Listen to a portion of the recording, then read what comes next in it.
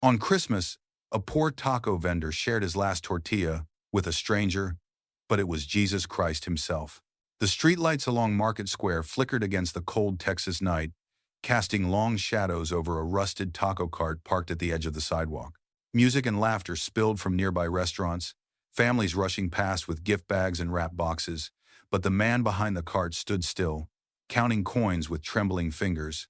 Frank Ramirez had been on his feet since before dawn. Christmas Eve was almost over, and so was everything else. The metal cup held only a few crumpled bills and loose change. 14 hours of work, not even enough for rent due in the morning. Somewhere across town, Elena lay awake on a thin mattress, pretending she wasn't hungry, pretending the insulin could wait another day. The night pressed in, heavy and merciless. On the cart sat a single tortilla, warm but lonely, folded around a thin smear of beans. It was all that remained. Frank's stomach twisted at the sight of it. This wasn't just dinner, it was survival. One bite meant strength enough to walk home. One bite meant he wouldn't collapse from hunger before sunrise. Then footsteps slowed behind him. From the edge of the light stepped a barefoot man, clothes torn and dirty, shoulders hunched against the cold. He stopped a few feet away, as if trained by years of rejection not to come closer. His voice was quiet, almost apologetic. "Brother, do you have anything to eat? Anything at all?" Time seemed to stall. A woman passing by glanced once and looked away. A couple laughed as they hurried past, unaware. The city kept moving, indifferent. Frank looked at the stranger's face-hollow cheeks, eyes burning with hunger, and then at the tortilla in his hand. His fingers tightened. Every instinct screamed to protect what little he had left. If he gave it away, he would walk home empty. If he kept it, no one would blame him.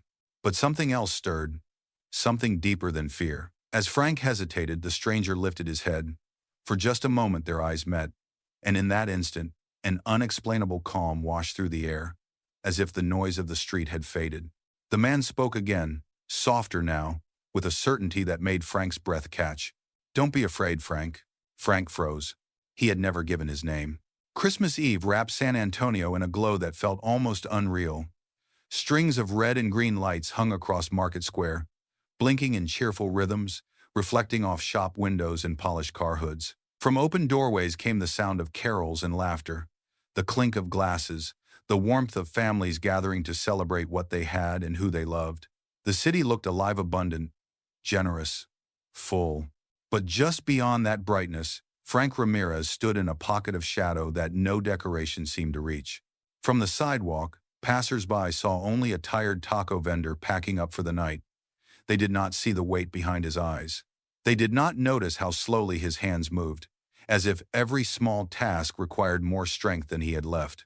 To them, he was part of the scenery, another cart, another man working late, invisible. Across town, in a narrow rented room with peeling paint and a single flickering lamp, Elena Ramirez lay awake.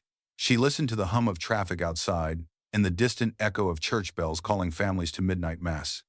Her body felt weak, her mouth dry. The insulin bottle on the small table beside the bed was nearly empty. She turned her face toward the wall and whispered a prayer she had repeated many times before. Not for riches, but simply for one more day. Back at Market Square, children tugged at their parents' hands, pointing at decorations and asking for hot chocolate. Couples stopped to take photos under a glowing arch of lights. A Salvation Army bell rang steadily, its sound swallowed by the noise of celebration. Coins dropped into the red kettle. Not many, but some. Frank watched it all from a distance, as though separated by an invisible wall. He remembered other Christmas Eves years ago, when his children were small, when a single wrapped toy could light up their faces, when Elena's laugh cut through the cold like music. Those memories felt like scenes from another life, one that belonged to someone else. The contrast was almost cruel. Everywhere he looked, there was proof that Christmas was a night of joy. Yet inside him, something had gone quiet, dimmed by years of struggle and disappointment. Not anger, not bitterness, just exhaustion, the kind that settles deep in the bones. Still, beneath that weariness, a fragile ember remained. Frank did not curse the lights or the laughter. He did not turn away from the sound of carols. Instead, he stood there, breathing in the cold air, holding on to the small belief that Christmas meant God had not forgotten the world. And perhaps, though he did not yet know it, that meant God had not forgotten him either. 14 hours earlier, Frank Ramirez had rolled his taco cart into place with a quiet hope he barely admitted to himself. Christmas Eve, after all, was supposed to be different. People stayed out late. Families bought extra food. Kindness seemed closer on nights like this. He had seasoned the meat carefully, warmed the tortillas, and told himself that maybe, just maybe, this would be a good day. Now the clock on his phone read just past 9. Frank tipped the small metal cup and let its contents slide into his palm. The sound was thin and embarrassing. A few wrinkled bills, some loose change. He counted twice, then a third teamy, as if the number might grow out of mercy alone. It didn't. After 14 hours of standing in the cold, calling out to strangers who rarely met his eyes, he had earned less than $20. Across the square, a group of office workers laughed as they split a large order at another stand, paying without a second thought. Frank watched, not with envy, but with a dull confusion. He had done everything right. He had shown up. He had worked hard. He had stayed honest. And still the day had passed him by, as if he didn't exist.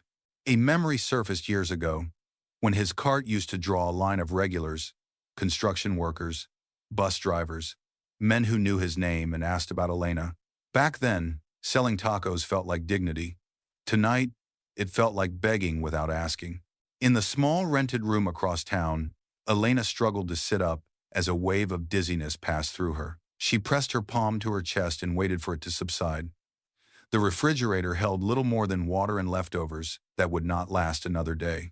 She checked the clock again, wondering if Frank was already on his way home. She didn't want him to see her like this.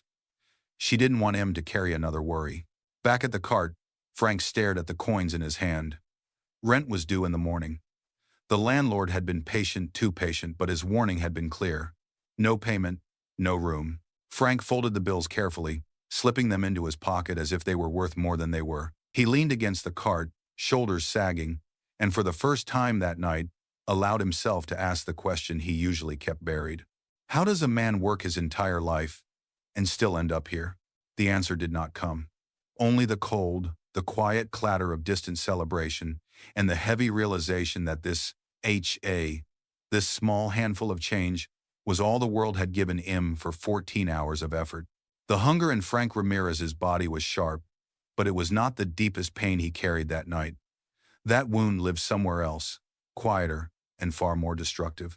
It lived in the space where his children used to be. Months earlier, Frank had stood in the same spot behind his taco cart, phone pressed to his ear, listening to his oldest son's voice harden with impatience.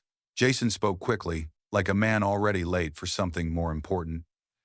"Dad, I can't keep helping. You've had your whole life to figure things out. You stayed where you were. That was your choice." The words had landed heavier than any insult. Frank had tried to explain about Elena's illness, about the medicine, about the rent, but the conversation ended before he could finish.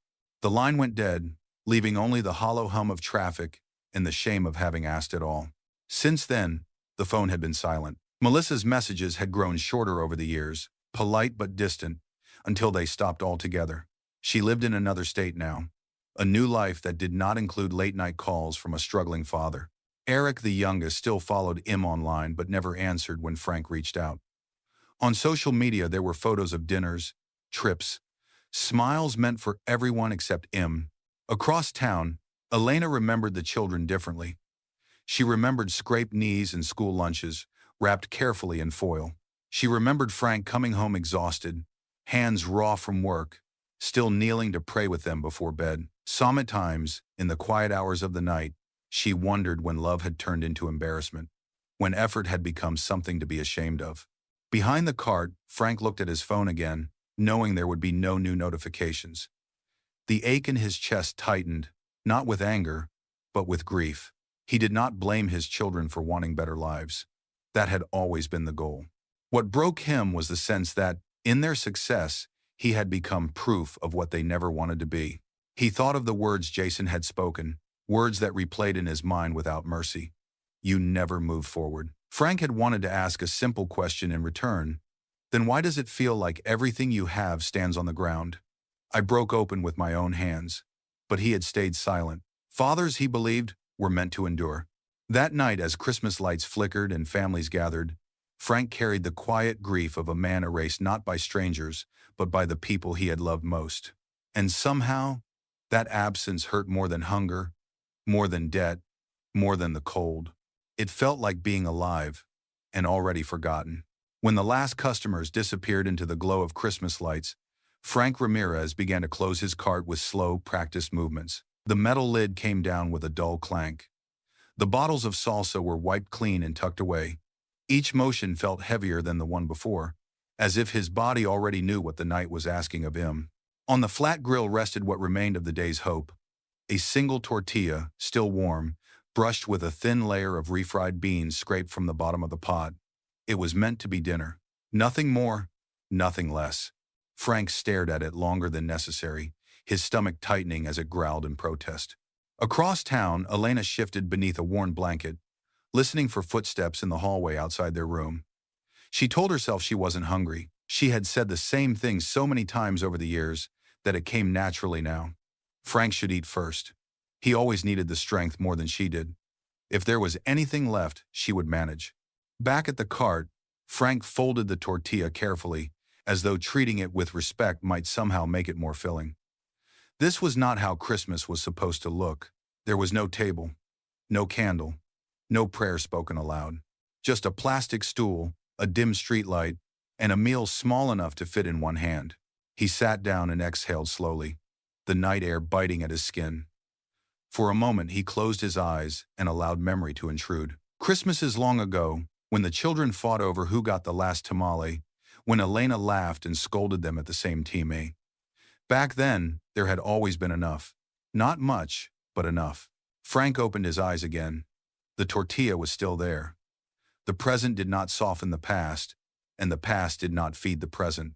He lifted the food, bringing it close, the smell of warm corn and beans rising like a promise that would not quite be kept. One bite would ease the ache. One bite would carry him home. It felt reasonable, necessary even. Yet something held him still. It was not guilt. It was not fear. It was the quiet awareness that this single tortilla represented more than hunger. It was the last thing he had to give. The last small proof that, even stripped of everything else, money, dignity, recognition, he still possessed a choice. Frank bowed his head slightly, not in formal prayer but in the way a man does when words fail. Somewhere in the distance, church bells began to ring, calling the faithful to midnight mass. The sound drifted over Market Square, fragile and insistent. Frank did not know why his eyes burned as he listened. He only knew that this was his Christmas supper. One tortilla, a little warmth, and a heart pressed hard against the edge of something unseen, waiting to be tested. The moment lingered, fragile as glass. Frank Ramirez still held the folded tortilla in his hand when the air around the cart seemed to shift. Not louder, not darker, just different. As if the night itself had taken a breath. From the edge of the street, where the lights thinned and the pavement disappeared into shadow, a figure stepped forward. At first, Frank thought it was just another passerby cutting through the square. But this man moved slowly, deliberately, barefoot on the cold concrete. His clothes hung loosely from his frame, torn, stained, worn thin by time and weather. Each step looked practiced, as though he had learned long ago how not to draw attention to himself. A woman nearby glanced up, then quickly looked away. A group of men walked past without noticing him at all. To the world, the stranger blended into the background of the night, but Frank noticed. The man stopped several feet from the cart, not daring to come closer. His shoulders were slightly hunched, his hands held open at his sides, not aggressive, not demanding, waiting. When he spoke, his voice was rough with exhaustion, yet careful, almost gentle. "Brother, I'm sorry to bother you," he said. "Do you have anything to eat? Even something small?" Across town, Elena stirred in her sleep, her brow tightening as if unsettled by a dream she could not remember. Somewhere else, a church door opened, releasing a swell of hymn music into the street before closing again. Frank's eyes moved from the stranger's face to the tortilla in his hand. The distance between them felt enormous. He could see the hunger etched into the man's features, the kind that went beyond a missed meal. This was the hunger of someone unseen, passed over, forgotten. The stranger did not step closer. He did not plead. He simply waited, eyes lowered, prepared for refusal. Then he looked up. For a brief, unsettling second, Frank felt as though the city had fallen silent. In the stranger's eyes was something that did not belong to the street, or the cold, or the night. Not pity, not desperation. Something steadier. Something that made Frank's grip tighten and his breath catch. "Please," the man said softly. "I know it's Christmas. I know you don't have much." Frank swallowed. He had not spoken. He had not explained anything. Yet the stranger knew. A breeze passed through Market Square, fluttering loose paper near the cart. The bells rang again in the distance.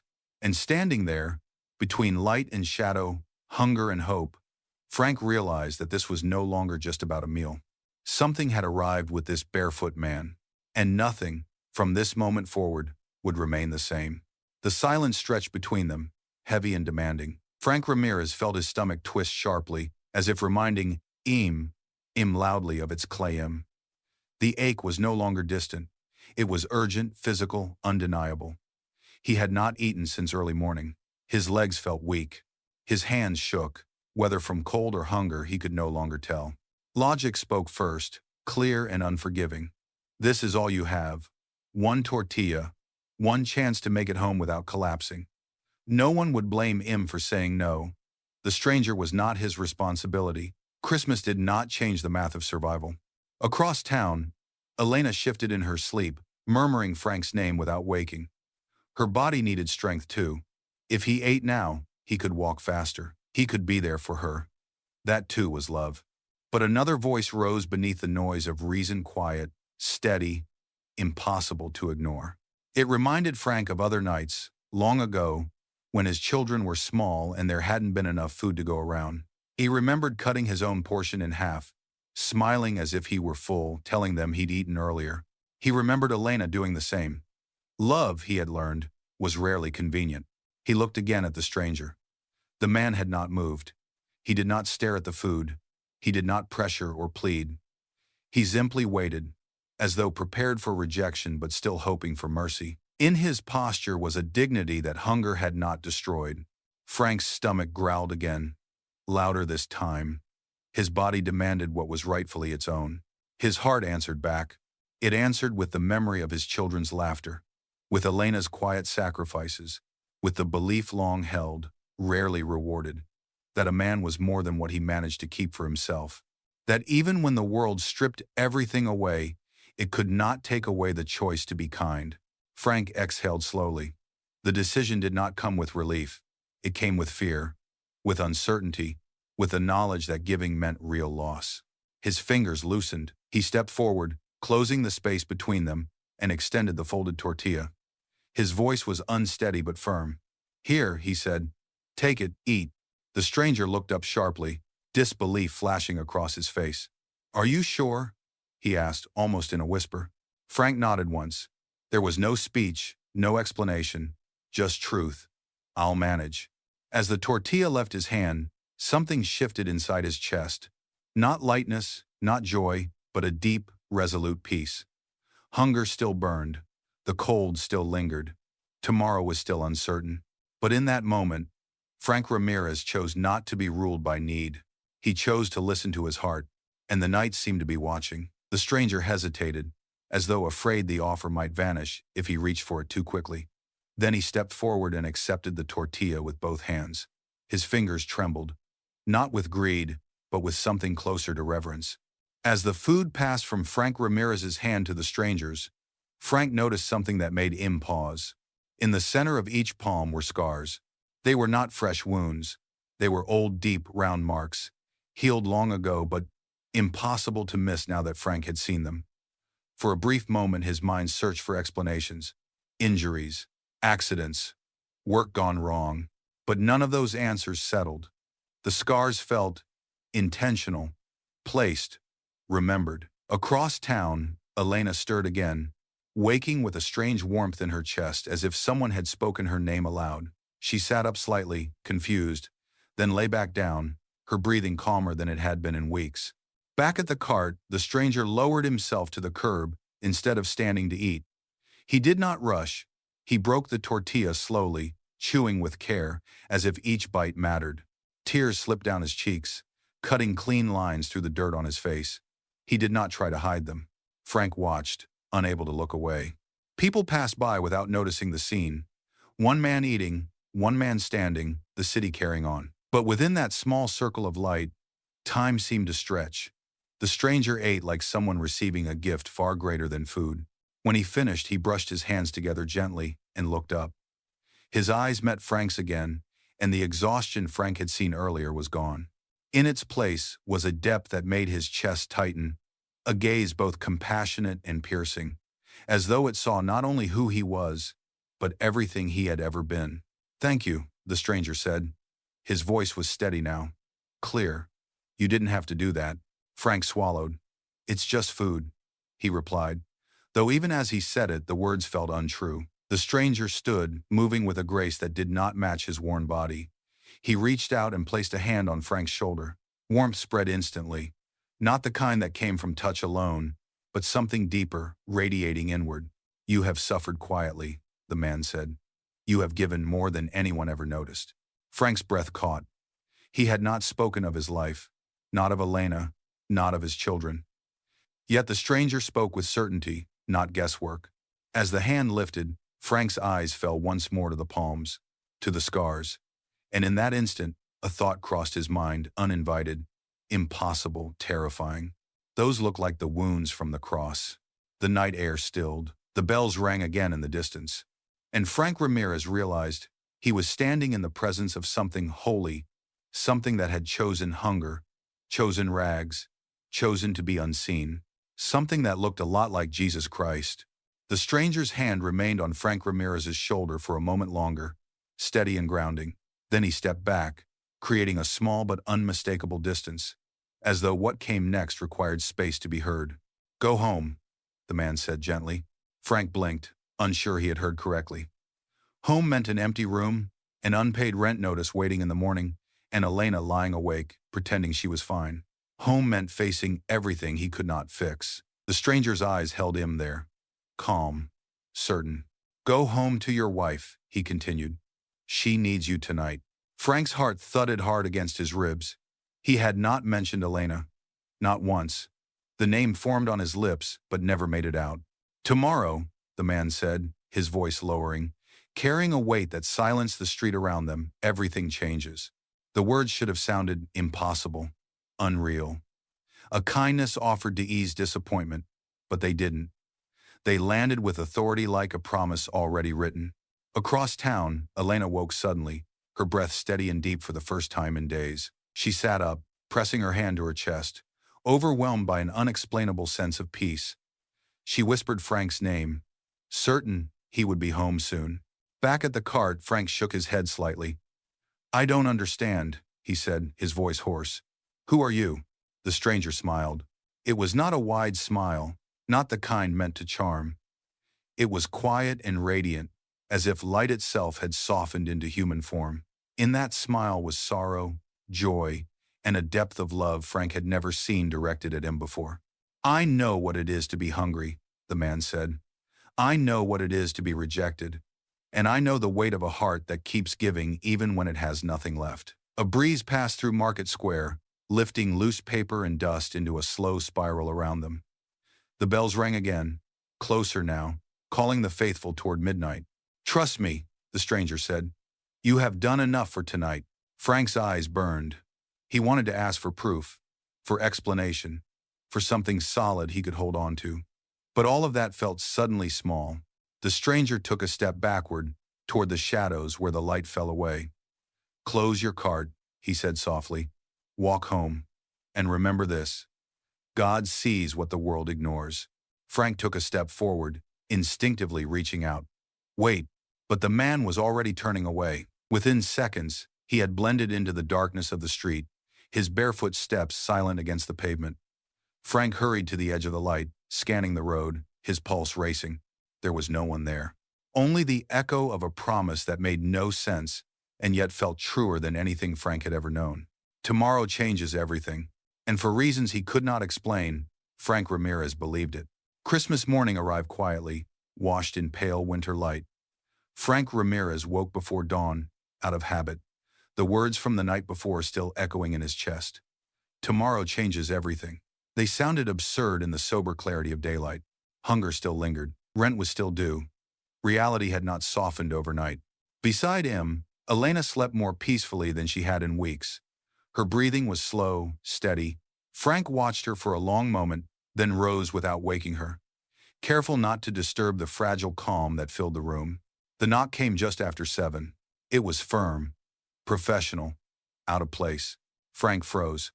For a split second, he assumed the worst. The landlord arriving early, impatience finally turned into action. He ran a hand through his hair and opened the door. A man in a dark coat stood in the hallway, posture straight, briefcase in hand. Behind him, a woman held a tablet, her expression composed but attentive. They did not look like people who wandered into the wrong building. "Mr. Frank Ramirez?" the man asked. Frank nodded, wary. "Yes. My name is Thomas Caldwell. I'm an attorney," the man said, extending a card. "This is my associate. We apologize for coming so early, especially on Christmas morning, but this matter couldn't wait." Across the room, Elena stirred, pushing herself upright with effort. She looked from Frank to the strangers, confusion flickering across her face. "What kind of matter?" Frank asked. The attorney glanced briefly at the room, at its bare walls, the worn furniture, then met Frank's eyes again, his tone shifting, gentler now. "You've been named the sole beneficiary in a will. The estate belongs to a man named Samuel Ortega." The name struck nothing at first. Frank searched his memory, coming up empty. I don't know anyone by that name," he said slowly. Mr. Caldwell nodded, as if he had expected that answer. "That's understandable. Mr. Ortega was your uncle, your father's older brother. He moved to California decades ago. He passed away last month." Elena gasped softly, one hand flying to her mouth. The attorney opened his briefcase and removed a folder, thick with documents. "Your uncle left very specific instructions. He asked that this be delivered to you personally, today." Frank took the folder with trembling hands. Inside were legal papers, and a handwritten letter resting carefully on top. Mr. Caldwell hesitated before speaking again. "Your uncle accumulated significant assets over his lifetime. He left everything to you. His words, not mine, were that he wanted his life's work to go to a man who understood sacrifice." The room felt suddenly too small. Frank's heart pounded as the words from the night before rose unbidden, undeniable. Tomorrow changes everything. And Christmas morning, impossibly, had just knocked on his door. The day unfolded like a dream Frank Ramirez was afraid to wake from. Papers were signed, questions were asked, and barely answered. Elena sat quietly, one hand pressed to her chest, her eyes moving between the attorney and her husband, as if the room itself had shifted into another reality. By late afternoon, when the lawyer finally left, silence settled heavily around them. Frank did not celebrate. Not yet. Something inside him needed confirmation. Not from documents or signatures, but from the place where everything had begun. As dusk approached, Frank returned alone to Market Square. The Christmas lights were still there, blinking softly, but the crowds were gone. The cart stood exactly where he had left it, tucked against the curb like a forgotten relic. Frank approached slowly, his steps cautious, his heart pounding harder with each one. He ran his hand along the wooden counter and stopped. Carved into the surface, deep and unmistakable, were words that had not been there the night before. "Whatever you did for one of the least of these brothers of mine, you did for me." The letters were rough, as if pressed into the wood by something stronger than a blade. Frank's breath caught, his knees weakened. Below the words were marks. 2 impressions, side by side, embedded into the wood itself. They were not scratches, not stains. They were the shape of hands. Palms pressed firmly down, fingers spread, and at the center of each palm, small circular indentations scarred the surface, precise and undeniable. Frank reached out with trembling fingers. The wood was cool, solid, real. A passerby slowed, glanced at him kneeling by the cart, then moved on. The city did not notice, but Frank understood. The stranger's hands, the scars, the warmth, the promise. It all converged in a single, breathtaking truth. This was not coincidence, not luck, not charity rewarded by chance. This was revelation. Across town, Elena paused mid-prayer, overcome by tears she could not explain. A deep peace filled her chest, as though a final answer had been given. Back at the cart, Frank bowed his head, tears falling freely now. Not tears of shock, but of recognition. He had not fed a beggar. He had not simply done a good deed. He had encountered Jesus Christ hidden in hunger, disguised in poverty, revealed through love. The message carved into the wood did not accuse. It did not demand. It simply testified. Love given in secret is never forgotten. Sacrifice is always seen. And Christ still walks among the invisible. Frank rose slowly, changed not just in circumstance, but in soul. The miracle was no longer a question of money or inheritance. It was written in wood and sealed in his heart. The miracle did not end with the inheritance, nor with the words carved into wood. Those were only beginnings.